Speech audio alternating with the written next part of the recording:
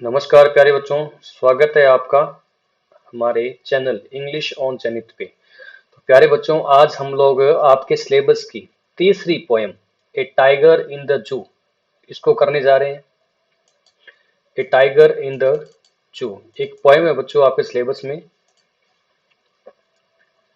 A tiger in the जू। तो आप में से कितने बच्चे टाइगर, लायन, पैंथर, लेपर्ड इनके बीच का डिफरेंस जानते हैं? तो जो बच्चे जानते हैं वो मुझे कमेंट सेक्शन में बताने का प्रयास करेंगे।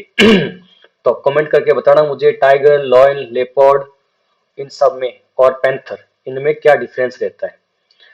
तो चलिए पोएम को पढ़ना शुरू करते हैं, और पोएम को पढ़े इससे पहले थोड़ा इसके बारे में इंट्रो मैं आपको देता हूँ। ए टाइगर इन द जू। लिखा हुआ है दिस पोएम कॉन्ट्रास्ट। कॉन्ट्रास्ट का मीन्स होता है अपोजिट या विरोधी बात, अपोजिट बात। This poem contrast A tiger in the जू with the tiger in its natural habitat. Natural habitat का मीन्स होता है किसी जानवर का, पशु का जो नेचुरल रेजिडेंस होता है उसको हम लोग नेचुरल हैबिटेट बोलते हैं। तो जैसे आप लोग जानते हैं कि जो टाइगर होता है वो जंगल में रहता है। इस पोएम के अंदर नॉरिस साहब ने, लेजिल नॉरिस ने अपन को इसके अंदर ये दो टाइगर्स दिए हैं और उनके बीच में थोड़ा कंपैरिजन किया है। पहला टाइगर वो टाइगर है जो जू के अंदर है। जू का मीन्स चिड़ियाघर, बिल्कुल। And with a tiger in its natural habitat. एक टाइगर तो जंगल के अंदर है और दूसरा टाइगर एक पिंजरे के अंदर है, एक जू के अंदर। तो दोनों टाइगर किस तरह से अपोजिट है, अलग अलग हैं, वो दिखाया गया है। तो बेसिकली ये जो पोएम है ये डिनोट कर रही है फ्रीडम को, कि आजादी होती है ना, उसका क्या महत्व होता है। तो अगर किसी पक्षी को सोने के पिंजरे में रखा जाए ना, तो भी उसके लिए उस पिंजरे का कोई महत्व नहीं रह जाता। उसके लिए महत्व है उस आजादी का, उस फ्रीडम का। तो फ्रीडम के बेसिस पे है ये poem A tiger in the zoo. और आपका जो नेल्सन मंडेला जो चैप्टर है उसी के लास्ट में ये पोएम दी हुई है। The poem moves from the zoo to jungle. Jungle एक इंग्लिश वर्ड है, फॉरेस्ट। तो जो पोएम है वो जू से स्टार्ट होती है। द पोएम मूव्स फ्रॉम जू टू जंगल। पहला जो टाइगर दिखाया जाएगा वो अपने को एक जू के अंदर दिखाया जाएगा, उसके बाद में हमें जंगल की ओर लेके जाया जाएगा। And back again to the zoo. और जंगल के टाइगर पर जाकर वापस हम लोग जू वाले टाइगर पर आ जाते हैं। Read the poem silently once. तो एक बार को साइलेंटली आपको ये पोएम जो है इसको रीड करना है। एंड से which stanza speak about the tiger in the zoo and which one speak about the tiger in the jungle. तो एक स्टेंजा के अंदर टाइगर जू में दिखाया गया है, एक स्टेंजा के अंदर टाइगर जो है वो जंगल में दिखाया गया है। तो अपन को दोनों में डिफ्रेंशिएट करना है कि कौन से स्टेंजा में टाइगर कहां पे है। तो चलिए पहले इसको टेक्स्ट पढ़ना शुरू करते हैं। लिखा हुआ है he stalks in his webbed stripes the few steps on his cage on pads of velvet quiet in his quiet rays। तो रेज का मीन्स एक बार वर्ड मीनिंग आपको बताते हुए चलूं मैं। तो वर्ड मीनिंग पहले लिखा हुआ है ही स्टॉक्स। स्टॉक्स का मीन्स होता है चलना, वॉक करना। In his webbed stripes. Webbed का मतलब अलग अलग, भिन्न भिन्न, रंग बिरंगी। स्ट्राइप्स, स्ट्राइप्स का मीन्स उसकी जो धारियां बनी हुई है उसकी बॉडी के ऊपर। द फ्यू स्टेप्स, स्टेप्स का मीन्स कुछ कदम। ऑन हिज केज, केज का मीन्स पिंजरा। ऑन पेड्स, पेड्स क्या होते हैं? पेड्स होते हैं सर गद्दीदार पैर। आपने शेर के पैर देखे होंगे मूवी वगैरह में, आई होप आपने छूकर तो नहीं देखे। तो जो पैर होते हैं ना बिल्कुल गद्दीदार होते हैं, सॉफ्ट होते हैं, बिल्कुल मोकेशंस की तरह। तो मैट्स, पैड्स हो गए वो। वेलवेट क्वाइट, और बिल्कुल वो जो गद्दीदार पैर होते हैं और बिल्कुल शांत शांत रहते हैं, चलते हैं तो आवाज नहीं आती है। In his quiet rage, rage का मतलब गुस्सा और क्वाइट का मतलब शांत। शांत भी है और गुस्सा भी है, बड़े ही अपोजिट वर्ड्स इसमें लिखे गए हैं। ऑक्सीमोरोन, एक फिगर ऑफ स्पीच होता है ऑक्सीमोरोन। आगे लिखा हुआ है ही शुड बी लर्किंग। लर्किंग का मीन्स होता है छुपकर, घात लगाकर अटैक करना। जो टाइगर वगैरह होते हैं वो बिल्कुल छुपकर, आई मीन थोड़ा हाइड करके अपने आप को बिल्कुल थोड़ा छुपकर शिकार करते हैं। शेडो का मीन्स आप समझते हैं, शेडो परछाई या थोड़ा छुपकर। Sliding through long grass, grass का मीन्स हरी हरी घास, वाटर का होल का मीन्स पानी पीने की जगह, और प्लम्प डियर पास, डियर का मीन्स हिरन और प्लम्प का मीन्स मोटे ताजे। तो जो टाइगर होते हैं वो जनरली उनका जो फेवरेट फूड होता है वो डियर ही होते हैं। ही शुड बी स्नॉर्लिंग, स्नॉर्लिंग का मीन्स होता है थोड़ा गर्जना करना, दहाड़ना, रोरिंग करना, अपने दांत दिखाते हुए। हाउसेज का मीन्स हाउस ही होते हैं। जंगल्स एज, एज का मीन्स किनारा, जंगल का जो बाउंड्री होती है, टेरिटरी होती है।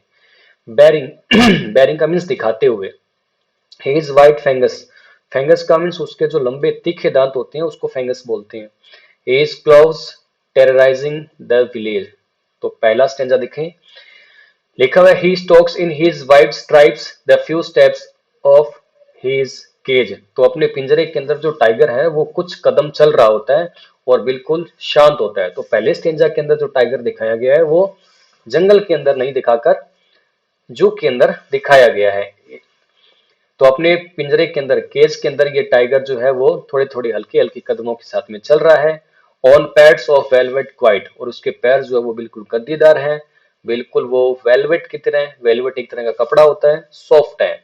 इन हिज क्वाइट रेज, और पूरा वो गुस्से में भरा हुआ है, बहुत ही ज्यादा क्रोध उसको आ रहा है, लेकिन फिर भी वो उसके अंदर क्वाइट बना हुआ है। क्वाइट क्यों बना हुआ है? क्योंकि वो सलाखों के पीछे है, तो वो बाहर निकल नहीं सकता और बहुत ही इम्पेशेंटली वो अंदर वॉक कर रहा है। इस तरह से पहली बार टाइगर को दिखाया गया। ही should B lurking in shadow. तो अब की बार जो टाइगर है वो दिखाया गया जंगल के अंदर शिकार करता हुआ। ही should B lurking in shadow, तो किसी भी झाड़ी के पीछे, बुश के पीछे बिल्कुल वो छुप कर घात लगाकर बैठा रहता है tiger. Sliding through long grass, और किसी भी ग्रास, लंबी लंबी जो घास होती है उसके अंदर धीरे धीरे, जैसे बिल्ली शिकार करती है वैसे छुप छुप के बिल्कुल आगे बढ़ता है।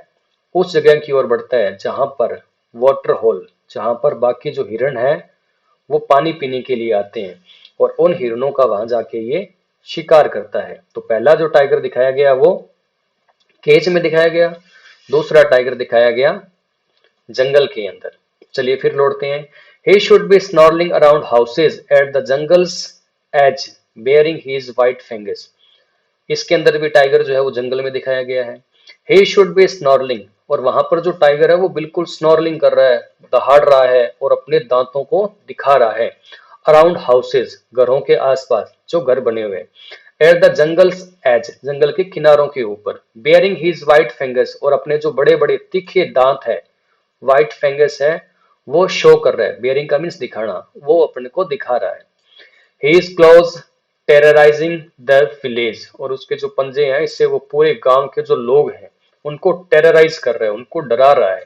तो जंगल का जो शेर होता है, आई मीन जो टाइगर होता है, वो बिल्कुल राजा होता है, और जब उसके पास फ्रीडम होती है तो वो अपनी फ्रीडम का पूरा यूज करता है और अपने नेचुरल वे में लाइफ को जीता है। तो इस तरह से पहले स्टेंजा में टाइगर, जू में तीसरे और दूसरे स्टेंजा के अंदर टाइगर जो है वो जंगल के अंदर दिखाया गया है।